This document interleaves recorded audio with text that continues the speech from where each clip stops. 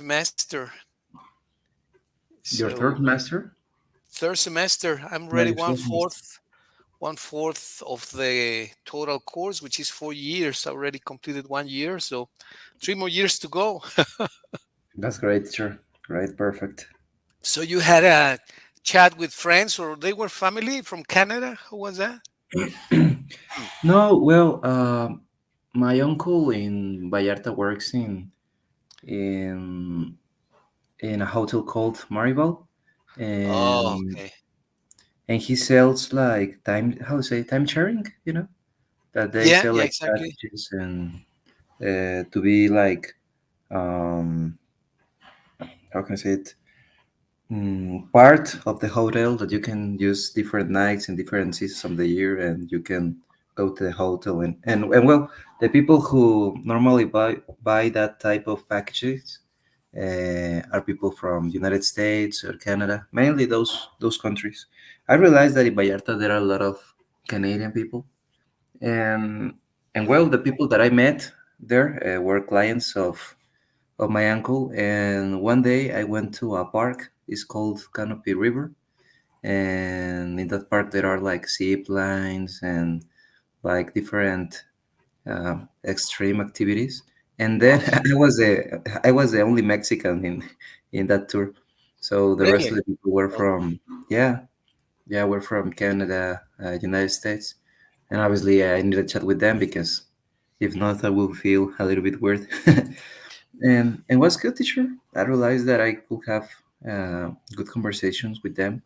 Um, Obviously, there were people who had like other accents, and I realized that people were from um, parts of Canada, but in those parts of Canada, they speak French too, so the oh, accent were different. But the end was good. I could understand everything, and I could communicate with them, and it was good, teacher. fantastic, fantastic, Mickey. This Yeah. this makes me very happy because that is really the test. That's what we're saying, right? The final Hmm. proof, the final evidence is when you can communicate with other people, with the locals. So very nice. Yeah, was great, teacher. Thank you very much. Thanks. Yeah, I'm very, very, very happy. Well, that's precisely one of the topics that is very, very interesting and talks about how we learn, and for that there have been great contributors to that. I'm sure that you have heard the name Jean Piaget, who was a French sociologist, actually Swiss, not French. I thought he was French, but he's Swiss Hmm. psychologist. Hmm. When you listen to the name of Jean Piaget, what comes to your mind? What do you think, or what comes to your mind when you listen to the name of Jean Piaget? What is it exactly do you think? Mm. Well, I think that Jean Piaget. Uh, well, I know that there's a school called Jean Piaget, but Yeah, well, I think that Jean Piaget influenced the way in how people received education. So he changed it. Um, One time I think that we talk about him, and yes, I think that in his method there are different like stages. correct. Yes, yes. Um, I just remember that were four stages, but I don't remember exactly the name of those. And yeah, he was focused in the way how kids acquire knowledge, and how the way of thinking that they have changed through the time, more or less. But I don't Absolutely, remember yes. exactly. That is exactly right. That is exactly right. Actually, let's take a look at one of his books, which is a book called The Psychology of the Child. Let me share that with you. The Psychology of the Child. And it is a great book because it more or less represents, well, not more or less, very clearly represent how a child learns, acquires knowledge, and Mhm. why so many children are incredibly smart. And that obviously leads to being a smart adult, of course, right? Yeah. So this is Jean Piaget, The Psychology of the Child, translated by those guys. And this is the contents. And that is exactly what you were saying. Do you mind reading the contents, Mickey, please? Yes, sure. Uh, sensory motor intelligence, stimulus response and assimilation, stage 1, stage 2, stage 3, stages 4 and 5, stage 6. Right, that's exactly what you were saying, right? The different stages. Mm-hmm. I think this sensory motor intelligence. Let me see how it is exactly because sensory motor, right? That sensory motor is a misspelling of the people who hijacked the book. Hmm. Okay, so well, here's the index again. So that was number one. The second chapter, please. The construction of reality. The permanent object, space and time, causality.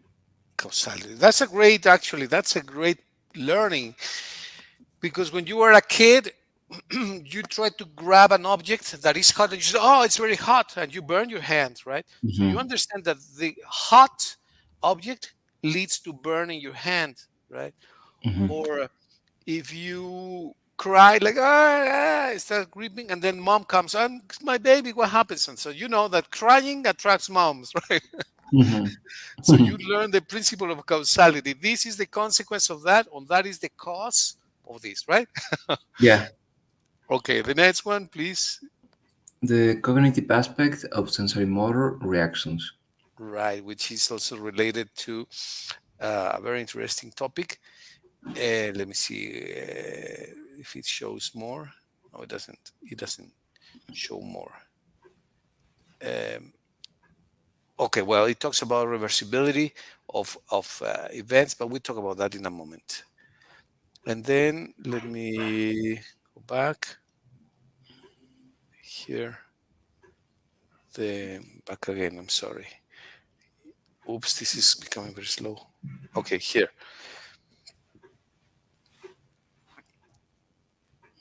I think construction reality. All right. The next one is the cognitive. Yes. The cognitive aspect of sensory motor reactions. The affective aspect of sensory motor reactions. Right. And then this is very important. How you perceive things. The development of perceptions. The development of perception, perceptual constancies, and perceptual causality. Right. Do you remember a movie, a comic movie called, I think, and where is the pilot? I believe that's in Spanish or in English. And where is the pilot one? Where is the pilot two? Uh, Mm, I don't remember. well, they were comic movies. In one of the movies, there seems to be a guy in the back, and there is a telephone, one of the old telephones. Have you ever seen those telephones that were kind of old that you grab the handle and hello, who's this? Yeah, yeah, yeah. Okay, well, from the perspective, it looks like the phone is big and the person is far, right? So when Hmm. he approaches, the phone is going to be normal size. In reality, he takes a phone like this. Right? He says, Yeah. "Hello." That's a very funny scene. The thing is that you have an idea that the because of the perspective, the telephone is going to be small, but in reality, it's a huge cell phone, right? So he doesn't. It's not a cell phone; it's a telephone. So he grabs the handle, and the handle is like this. Hello. Yeah, yeah. Yeah, of course. Different perspectives. Exactly, exactly. And then we have other ideas here. Uh, okay, number three, please. The semiotic. The semiotic or symbolic function. Right. And symbolic play, drawing, and mental images. And finally, something which is incredibly important, which is language. The says, can you read from language downwards, please? Mhm. Language evolution, language and thought, language and logic, language and operations. Conclusion. Right. And then something which is incredibly smart, important, and that we have talked about a number of times, which is the interpersonal relations, which I believe. I don't know what you think about interpersonal relations as a learning of children.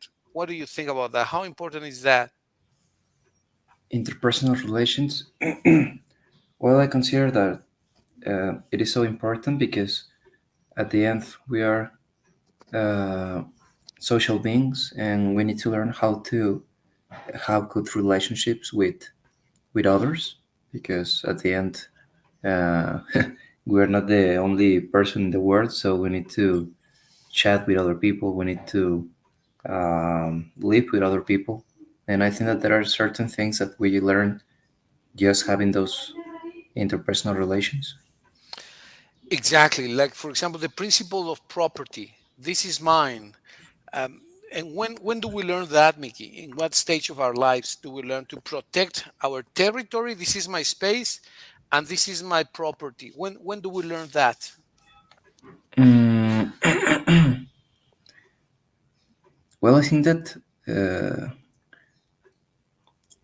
when we were kids, Right. And so because yeah, just continue, please. yeah, sorry. For example, I have seen cases of kids that they have their toy, and if someone wants to take it, they could get angry or they could fight just to protect what is of of their own, and yeah, that's why I think that we acquired that in when we are kids. We are kids, and that is extremely important, right? Yeah, Okay, so that is, and we learn to socialize as well, and we learn that when we are kids. We should learn that when we are kids, otherwise that's going to lead to difficulties. And the notion of respect, that is his, that is hers, and this is ours. If this belongs to you and I, to both of us, then we need to negotiate time to use the object, the toy. The turn is my turn, is your turn. First you go, then I go, then you, etc. Lots of social interactions that are incredibly important, and that's when we learn that. yeah. Okay, and then also, okay, here we have this social and affective interactions, socialization, and then moral feelings as well. We learn this when we're kids. What are the first moral feelings and judgments that we learn when we're kids, Mickey? What is the first thing that we learn about moral, morals in our childhood? Morals. Yeah, the sense of this is good and that is bad. Mhm. This is good, that is bad. Well, normally when we are kids, uh, we are not aware about exactly what is moral, and I think that that's why in that stage of life is where we can acquire more knowledge about what is good and what is not. Because, for example, if we do something that is good, probably people would how say Congratulate us. congratulate us, yeah. And instead, if we do something that is wrong, moral talking, people could, well, or family or parents could um, Scold us. scold us or punish us. Yeah, I think so. Right. So, so yeah, I think that that's why we learned the importance of morals in when we are kids. Right, exactly. So, how do you reward, how do you punish good and bad? Well, there are different methods and different educations from the belt, right? That Yeah. our partner, well, I had the belt when I was a kid. Now I never use it with my daughters. First of all, because they were girls. But Mhm. bless you, bless you. Thank you, Even teacher. if they had been, even if they had been sons or boys, I would have never used it again. Right? Never, because my dad used it with us, but that was bad. Bad. That was bad in my opinion. Now, right? Of course, and most scholars will tell you that uh, beating up kids is bad, right? But that was the use of our or maybe not our parents, maybe our grandparents, right? And then in modern education, it is not recommended. Actually, it is criticized heavily that parents beat up their kids or hit them, right? But in the past, it was normal practice. So Yeah. reward and punishment. But kids were advised that this is good and that is bad, and that is also something that Piaget talks about, and and then we have a lot of interesting uh, operations that we hear from a Mhm. mentorial system, for example, the reversibility of time that we talked about one day. I don't know if you remember that we were talking about a ball. What is a property of a ball, for example? What can a ball do? Football, a basketball. What can this do? Sorry, teacher, can you listen to me? I don't know if Yes, I'm losing yes. the sky now or there's a problem with your microphone because suddenly I couldn't hear you uh, clear. I don't know. Okay. Can you hear me now? Yeah, now I can hear you better. Yeah. Okay. All right. Very good. Okay. Probably was a temporary situation. So, Hmm. what are the properties of a ball? What are the properties of a ball? For example, that is an interesting concept, right? The properties of a ball.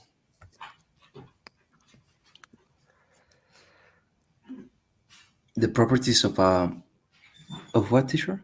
Of a ball, the property. Let me see. I'm not sharing. No, I'm sorry. Let me share. The properties of a ball. Let me see here. Properties of a ball. What are the properties? Football, Mm. basketball, or volleyball? Okay, okay. That is round. Okay, yeah, it's very important to recognize that. Not all the balls are round, right? Like the Well, the American American football football ball, yeah, it's not is not round. round, but most of them are round. So they are typically round, and there are exceptions. But okay, yeah, that is a property. What other property do balls have?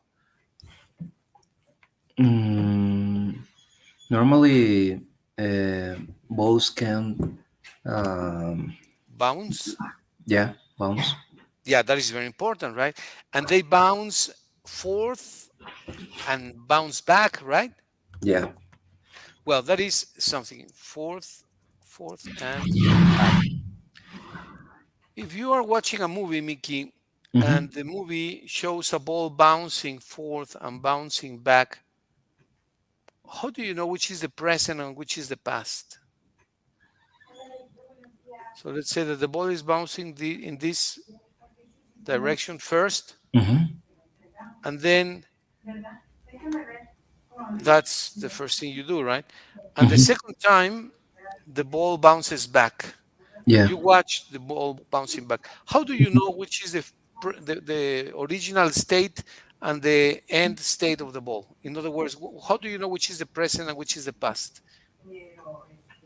And that the ball was that the movie is playing in reverse mode or in Hmm. forward mode. How do you know that? Um, well, I think that when you do an action to a specific object, obviously the object in this case will have will get velocity. So Yeah, and we know that when the the ball in this case is back, uh, I think that is the same velocity, but um, in reverse, or how can I say it? It's like if we kick a ball to to a place, and obviously the ball would come back with the same speed, but in the different direction. In the reverse direction, exactly. Yes. so that it's like the what is the third l- law of Newton that action has a reaction. Absolutely true. Yeah, that's exactly a a great explanation. Yes. But then I show you a movie. Hey, Mickey, let's watch a movie. All right. Yeah. Okay. And then you see the movie in black motion. Okay. I'll show you this movie. Look Mm-hmm. at the ball. It's bouncing from left to right. And you say, "Oh, Right that's great, teacher." And then I tell you, "Okay, Mickey, now let's watch the movie in reverse motion, from left, to right. from right to left. I'm sorry, from Right right side. Yeah. to left, this direction." And I tell you, which is the origin, which is the right version of the ball. They go from left to right. I'm sorry, from right to left, and then I played it in reverse, or the opposite. I does it originally go from left to right, and then I played it in reverse. How do you know which is the original state of the ball? Mm, Bless you. um, thank you, teacher. Um,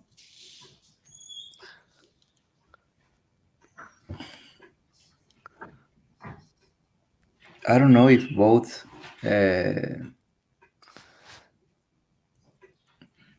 both cases, will be the original state because we are seeing it in two different perspectives, or I'm not sure. In reality, it's practically impossible to determine which is the original and which is the reverse version, right? Yeah. Because it's a mechanical movement. Mm-hmm. So it is impossible to distinguish which is the original one and which is the reverse video. I Mm-hmm. showed you two videos, right? Yeah. Of the same ball. One goes left to right and the other goes right to left. And I Mm-hmm. tell you, or I tell Einstein, or I tell Mm-hmm. myself, right? Which is the original? Well, it's impossible to determine which is the original one because a ball can bounce from right to left to right. So it is not easy to determine which is the original state of a mechanical state. In what situation there can only be one movement from from past to future? In what type of events or situations? What phenomena can you represent that can only make sense if it goes from past to future? Mm,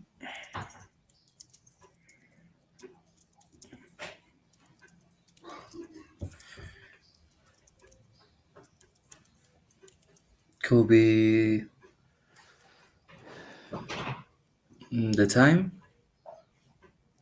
Yeah, well, yeah, of course, the pass of time. But how do you represent that?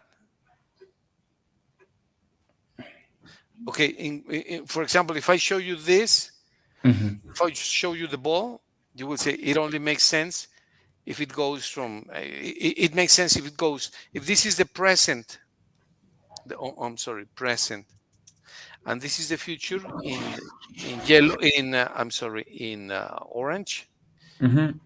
You can say, well, it makes sense. It can happen, or vice versa, right? If I say this is the present in black and this is the future in black, it makes sense, right? It is logical. But what type of events, what type of phenomena can only make sense in one direction, and the opposite, it absolutely absurd or makes no sense? Mm,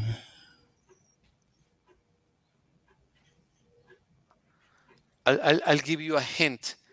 okay. Uh, uh, Biochemical reactions. For example, if you grab a piece of paper, let's say that you grab a piece of paper, right? You take a piece of paper Mm-hmm. and you have a match, or a lighter, Mm-hmm. and then you burn it. Okay, this is paper, and then this is a lighter. Let me get a lighter from internet. I'm gonna get a lighter. Yeah. Lighter. Here is one. Copy the image. So I burn it. I burn the paper, right? And then I'm gonna get an image of burnt paper right here. And so this is the consequence. And you take a video, Mickey. Mm-hmm. You take a video of this situation. and then you play it in in this direction, right? You play it in this. You play the video. You burn the paper and you play it in this direction. Does it make sense to you that you go from this stage to this? Yeah. Is it logical? Mm-hmm. Okay. What happens if you play the video in the reverse order, that you go not from A to B, but if you go from B to A? Toy. What what's your conclusion? What are you gonna think? Mm, that we back to the original state. Yeah, but that is an absurd that you have this paper in the original state and that it can go to this state is impossible, Ah, right? yeah, of course. So the logic tells you what? What does the logical tell you? Which process is logical and which is absurd? Mm, well, there is logic that goes from the present to the future, but not to the future from the present to the Right. present. So exactly. So if you watch this video in this direction from A to B, you will say this is logical, right? It's a Mm-hmm. logical process. Mm-hmm. And if somebody shows you and tells you, okay, B is number one and A is number two, what's your conclusion? Is That that is not logical. it's not logical? It's absurd, right? It's It's absurd. absurd that you go from B to one to B to A. Toy. Yeah. Mm-hmm. Well, that is important to determine, and that only happens, well, no, maybe not only, but that happens not in the mechanical process, but in the how do you call chemical processes, irreversible chemical processes, irreversible chemical processes. In other words, it cannot go back, Mm-hmm. and Mm-hmm. that makes a huge distinction between. Actually, that is the clear distinction between physics and chemistry. I don't know if you knew this, that these chemical processes or biochemical processes normally normally cannot go back, cannot reverse. Irreversible chemical processes. Yeah, of course, because the original state changed, and when it changed, obviously you cannot change it back to the original state. So yeah, of course. Yeah, well, that what you're saying is incredibly important. It changes permanently.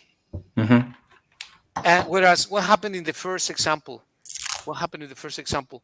Can it go back to the original state in this example here, Mickey? Yeah, because it's a mechanical movement. Okay, all right.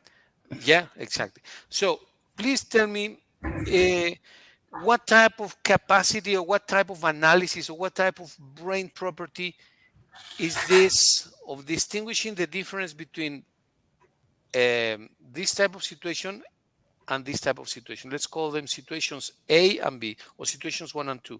Situation one, let's call that situation one, and um, situation two. Bless you, Mickey. You got a cold, huh? Yeah, well, A little since bit. when I went to the Nueva Toluca, I was so sick, so sick, and obviously when I went to the beach, obviously the water helps me, Okay, but I have like this little sore throat, but it's not too.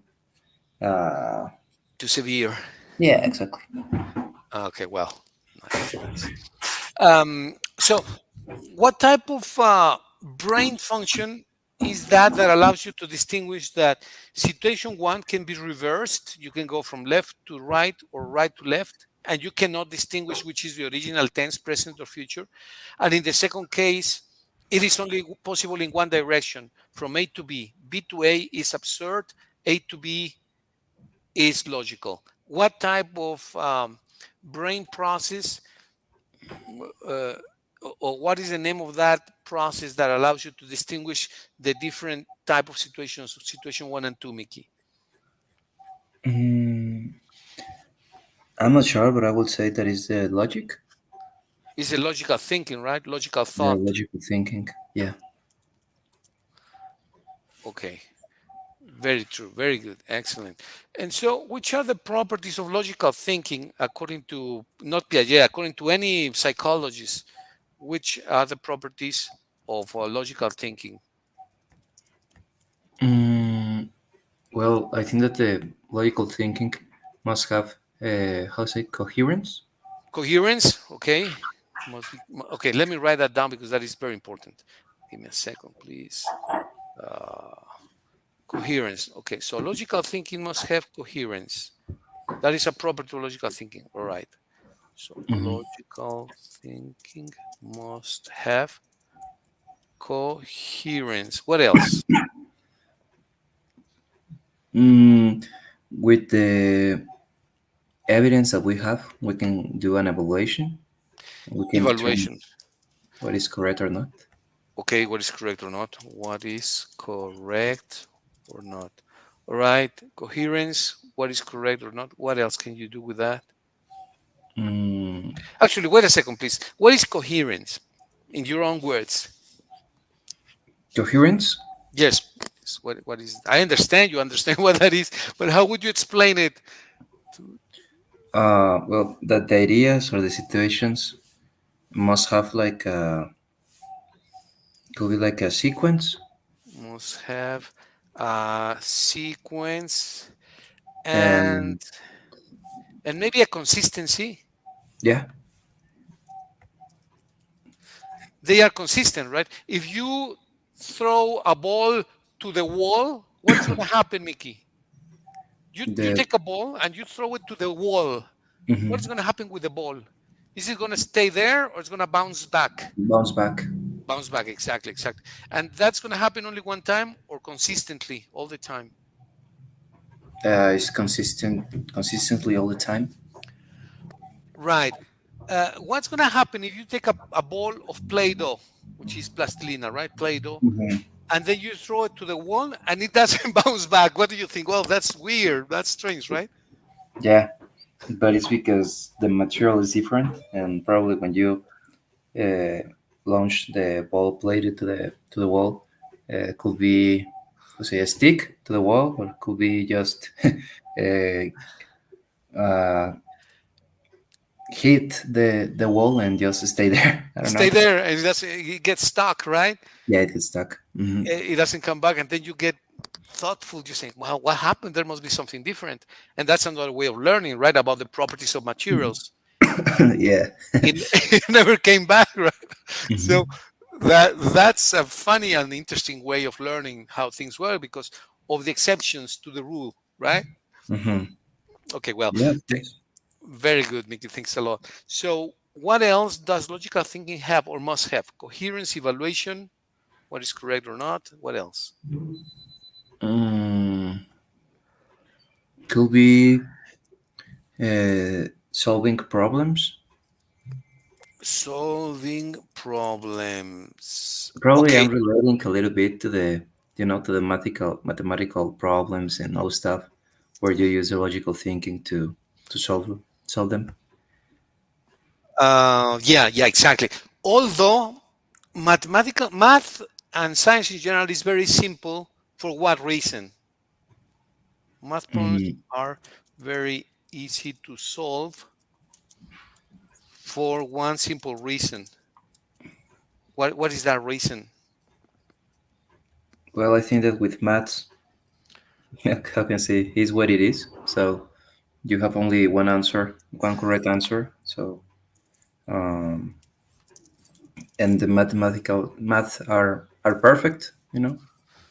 Yeah, there is a coherent system that Hmm. has rules, and the rules are axiomatic. Is this 2 plus 2 is 4, and that's it, right? And Yeah. they are very consistent. They are formulas that if you solve an algebraic equation, it's going to follow the rules all the time. Whereas Hmm. in humanities, I ask you a very simple question. Hmm. I ask you, Mickey, how can people live in peace? And you say, well, and you write books and books and books and treatises and Yeah. treaties. Yeah. Of course. Why is that? What's the difference then between humanities and maths, uh, what do you call this? The math, physics, chemistry, Mhm. precise sciences. Although that doesn't mean that humanities are not precise. What is the difference between these two branches of knowledge? Well, I think that with math, physics, and chemistry, there are different formulas that shows that there's only one one result. In math, it's the same. The example that you did, 2 plus 2 is 4, and we know with all the information that 2 plus 2 is 4. And in comparison with humanities, I think that there's not only one correct answer, and you can go uh, every time that you answer a a humanity question could be, you can go deeper and deeper, and you can get different perspectives. You can analyze different situations, and the math is just one, and that's all. Right, exactly. That's a great example. There is just one possible answer, whereas in humanities, you go to the street, Mickey, and tell a lady that you like, the first lady that you like, take, take 20 girls that you like, right? And you say, hello, sweetie. So tell me five different responses. uh, Probably, if we're not too positive, who are you and why you're talking to me? Exactly. And why are you talking to me? That's a possible answer, right? And it's That's likely possible. that's going to happen. That's going to answer. Very true, actually. Right? Another one that they can give you. You go to the street, you say, tell a second ladies, hello, sweetie. What can she answer? Mm, um,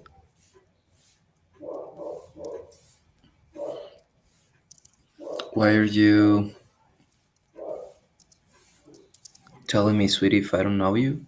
Probably. You know Right. that all the girls now in the actuality, you must be so careful.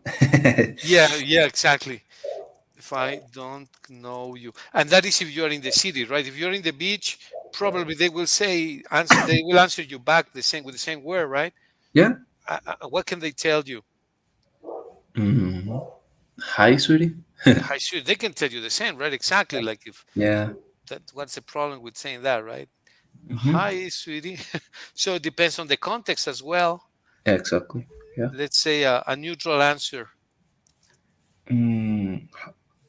Hi, how are you? Just that. Hi, how are you, right? That's simple. Hmm. And it's so there are no rules for social interactions. You can more or less model or create a model of social interactions, whereas in maths, in physics, chemistry, in exact sciences, they are exact because there is just one way in which you can solve an equation, right? In math, Hmm. you have a 2x equals 2x plus 5 equals 15.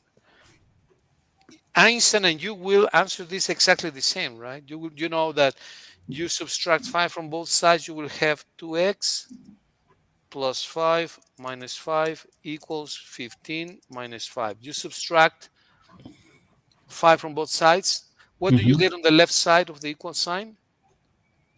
Mm, 2x, plus 5. 2x. Yeah, but 5 minus 5 is 0, right? Mm-hmm. Equals what? 15 10. minus what? 10, exactly. And then what is the value of x? Is 10 divided in by with 2. 2 by 2. And so x equals 5. 5.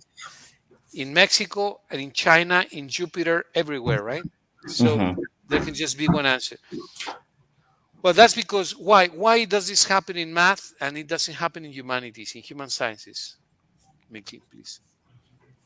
Well, I think that the same name tells the answer because they are exact sciences. Right. So Okay. there's only one answer, and in comparison with humanities and Um, yeah, the type of sciences. There's not only one possible answer. There are different answers depending of different contexts, depending different topics, and you can have different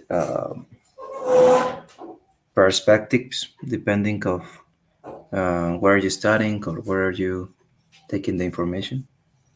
Yeah, absolutely, absolutely, Mickey. Yeah, very good thought. All right, thanks a lot. If you wish, let's please continue then with the logical thinking and why it is a process, according to Jean Piaget, that is created when we are kids, when we are just little babies, right? And then we learn this. And so, what is other property that logical thinking must have? What other properties logical thinking must have in order to be called logical thinking? Can it be something bizarre, obscure, or must be something with some clarity? Do you think there should be clarity in the logical thinking process? Yeah. Okay. Can you give an example, Mickey, please, of what is a clear process of mind and what is something obscure or difficult to explain the causality, explain consequences of something? What, give me please two examples if you can of something which is very clear and something which is obscure in the explanation, like in cause and effect, please. Mhm. Mm, in the case of something, one example that is obscure is with the logical thinking or in.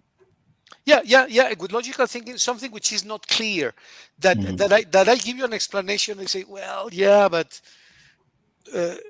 for example, in the case of human relations, right? Mhm. You,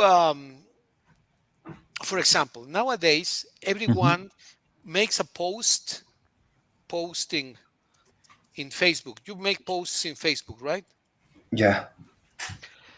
Let's say that you make a very interesting remark, that you make something, that you say something intelligent. Of course, it cannot be otherwise, right? Except a smart comment. So you post something very smart, and then people like your comment and they post hearts, right? They react Mhm. with a red heart, Mhm. and boys and girls put a red heart. Mhm. Well, you are not confused. You know that the red heart means that they liked your post, Yeah. right? But do the same with an older guy. For example, my tutor. Mhm. My tutor is a very smart person, incredibly intelligent. He's a disciple of Jean Piaget. It was Jean Piaget, then the Argentinian Rolando Garcia, and then my tutor. But Wow. he's 70 or 65, almost 70 years old. He's very smart. Okay. And then Mhm. he made a comment, and I posted a heart, and he was like uneasy. He was well, send a heart to Hugo also. Oh, I thought the heart was for Patty, which is a woman. Mhm. And then I says, he got he got confused. Yeah. You see, what do you Mhm. think of this, Mickey? Why did that happen, in your opinion? What's the difference, generational difference, in your opinion? Let me get Yeah. myself Well, another. that. Yeah, of course. That we now, our generation, we know that when Yeah, continue, someone continue, please. gives you a red heart, it's probably because they like what you post, or they like the picture that you post, or they like the comment that you post. But in comparison, I know that I'm thinking when you say that example, I'm thinking in with my grandpa. Probably if I sent to him a red heart, he will be confused too. Right, he's Be gonna say, confused. Mickey, Mickey. What's I thought you happening? were, yeah, I thought you were trying to send me a diamond or a brick or something, not a horse, right? Yeah, exactly. Because we're it's a different generation, and so so yeah, I understand why they were confused. Okay, all right. Well, so an example. Let's see if you can give me another example, Mickey, that is confusing. The message is confusing. The explanation or something is confusing. Something is not clear, either in the Hmm. explanation or in the cause or the consequence in the process. Something which is confusing, that is not clear. Please, an example of that.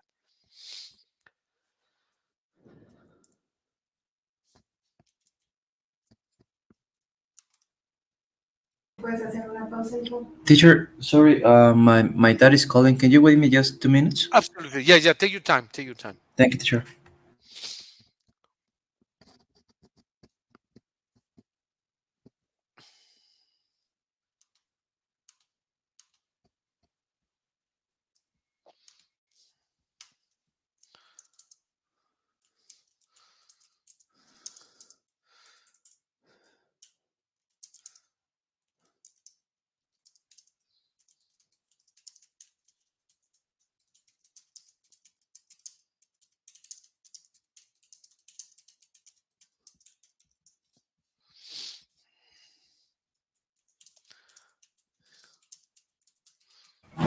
I'm back, teacher. Sorry.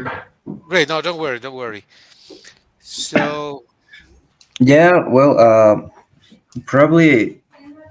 Uh, I think that now with the communication using messages could be could be an accurate example for this case. I don't know. I think that a person could understand with clarity what you're messaging, or if you send an emoji or not. But other person could think something that it's uh, opposite that what you are trying to express. I don't know.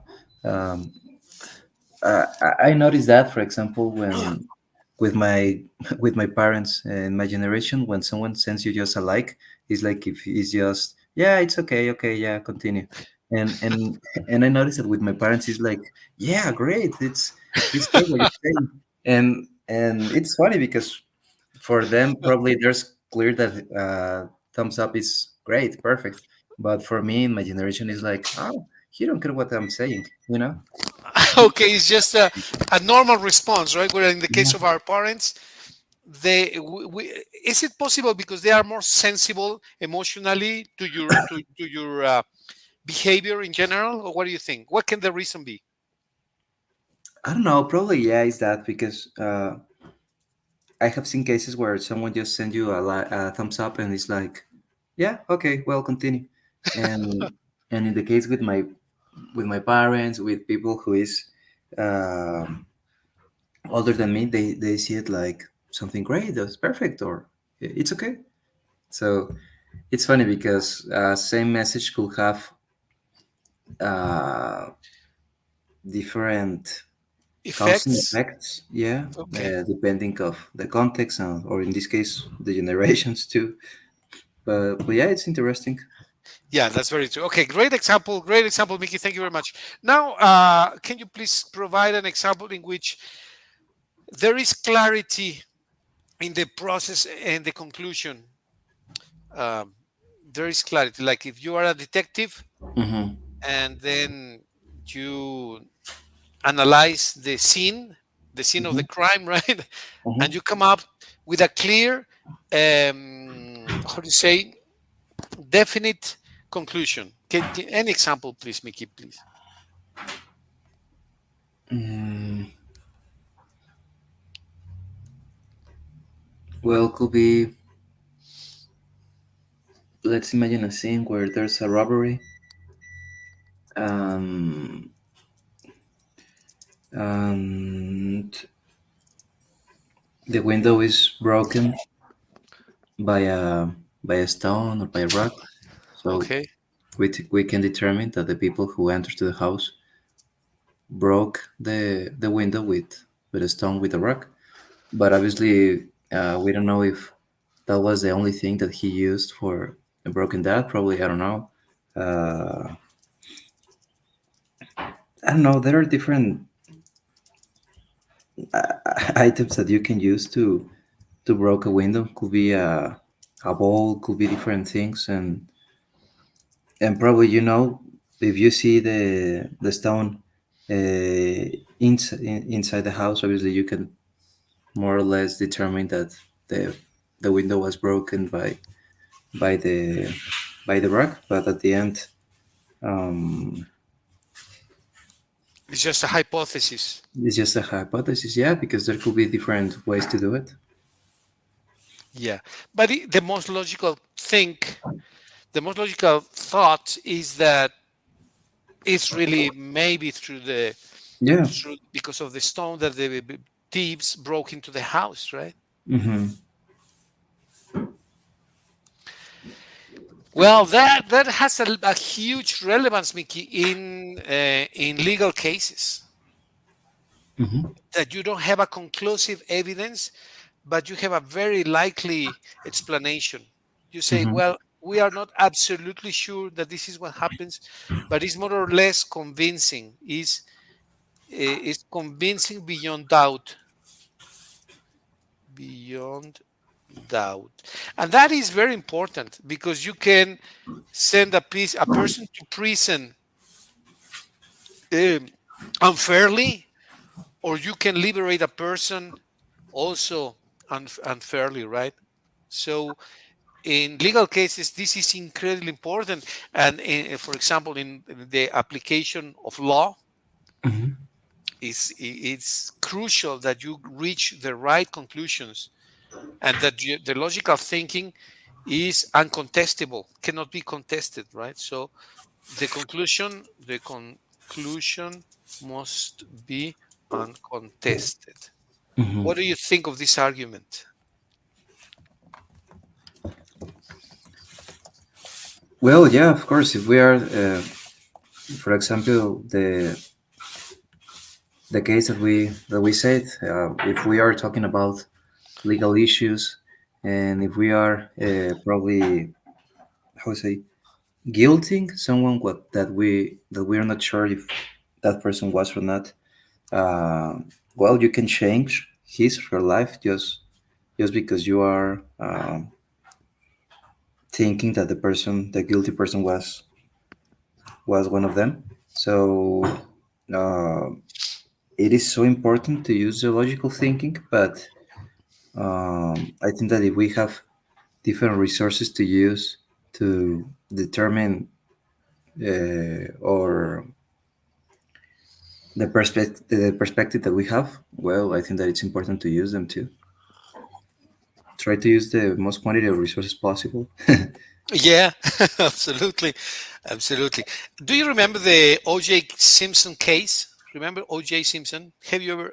When I was in school in the U.S., Hmm. it was very popular. It was happening at the moment. We talked about this a while ago. O.J. Simpson's case. Remember that he was acquitted on. There were civil and criminal Was case. the American football player? Yeah, exactly. Ah, yeah, I heard about it. Yeah. Okay, there are plenty of documentaries about this case. He was acquitted on the criminal Hmm. case, and he was convicted in the civil case. How can this happen? I still don't know. He was acquitted in the criminal case, but he was convicted in the civil case, so he had to pay a huge fine, Hmm. millions of dollars. But he was not sent to prison. He was acquitted. So Hmm. how can this be? What's the logical thinking of this? What do you think? Mm, that the end, money is most powerful Than the law. than the law. Yeah. Okay, well, that's a valid conclusion. But that is thinking out of the box, right? Yeah. Yeah, but I don't remember, but he was accused by murder his, um, how say, ex-wife, or how do you say it? His ex-wife, his ex-girlfriend, accused of murder. Yeah, Yeah, right. of murdering his girlfriend. I think he was accused of murdering his girlfriend. And Yeah. that was more or less proven. People proved that he actually killed her. There was uncontestable proofs that he killed her, but he was acquitted on the criminal case. He was not sent to prison, but he lost the civil case. So how could that be?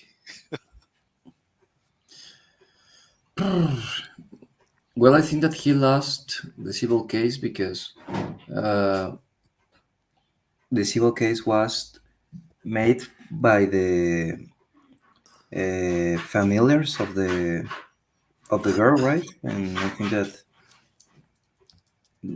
I don't remember exactly the all the case, but yeah, I have seen it in I seen it in Netflix.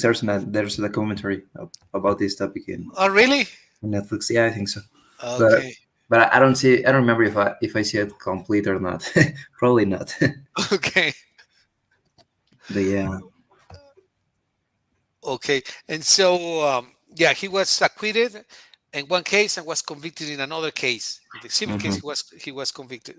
He was convicted. Yes, he had to pay a huge fine.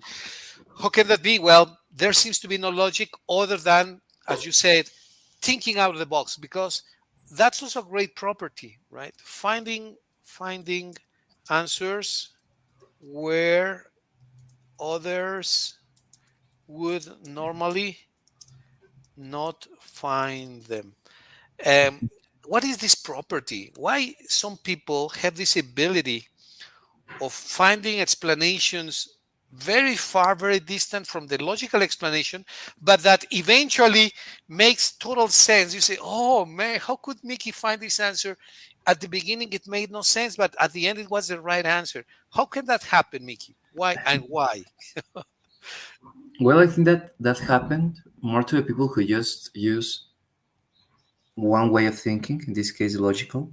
So in occasions, uh, we focused just in the logical thinking, and we don't see the other perspectives. So probably in occasions we are not aware of different aspects that we need to give attention, and yeah, that could be a reason because normally we think that just is one just could be one result or one cause, and in occasions we need to think, as you mentioned, out of the box. Right, right. How can we instruct or teach our kids? Uh-huh. Bless you. How can we teach our kids to look beyond their eyes, which is a weird phrase, I know, but how can we teach, or how do we teach? Because actually, it's a normal practice. How do we teach children to look beyond their eyes? Actually, the phrase says beyond their nose, but that's not very polite. I would say beyond beyond, beyond their eyes. How Yeah. do we? Well, I think that promoting their creativity could be one way. Right. In occasions, we just focus probably in math, in physics, and we ignore the other part. I think so, and I think that there always must be a balance. So promoting it, creativity could be uh, one way of teaching or one way of learning. To.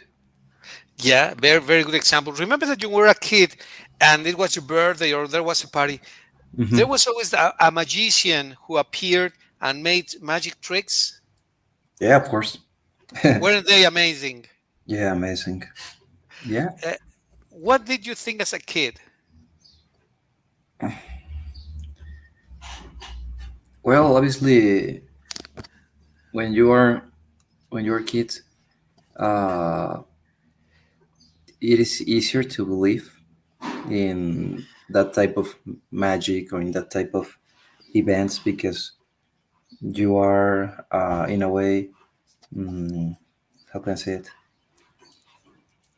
mm, well, you're learning about everything, so you have like an open mind to to believe that something is real, Yeah, and it increase your curiosity about how can he did that trick or how can be possible to do that. And yeah, I remember exactly one time I was in a party of a cousin, and there was a magician, and he did one magic trick that he took from a paper. He just dropped a little bit of water, and then appears a betta fish. So it was live. It was live, the fish. moving. Yeah, Okay. moving. Yeah, and it was like, oh my god, how it was possible. And obviously there were people who were older than me that they were saying that it was fake and blah blah blah blah. And at the end of the show, the magician came to us and he told us, "You don't believe in magic?" And he appeared with one card. He showed us I don't remember exactly what were the what was the card, but probably let's imagine eight of hearts, you know. Then he put it in our hands and he just, how can I say, turn around, and it was a completely different card. And it was everybody there was amazed about it because he was like, "Oh my god, magic is true." Yeah, but as you say, that type of tricks just fosters the creativity and curiosity. So you Yeah, yeah, of course. and they are amazing. Okay, Mickey, very good. I'd like to say a couple of things. One Hmm. is, please, if there is a way Hmm. for you to please subscribe to my channel, you think you can subscribe? The idea is Yeah. that when you subscribe, Hmm. you're gonna be able to watch all the videos and maybe show them to your dad, Oh because yes, sure, of course. he's Yeah. he's he's curious to to watch the videos, and I would be very curious to watch the videos of my daughters, who wouldn't, right? Mhm. Yeah. And Your channel is Juan Edgardo Pacheco Vega, right? right, exactly right. So let me Actually, just, I'm already subscribed. you subscribed. Okay, a Yeah. big favor then. Can you show your dad how to subscribe himself to the video so that he can watch them when he wants? Yes, sure. Yeah, of course.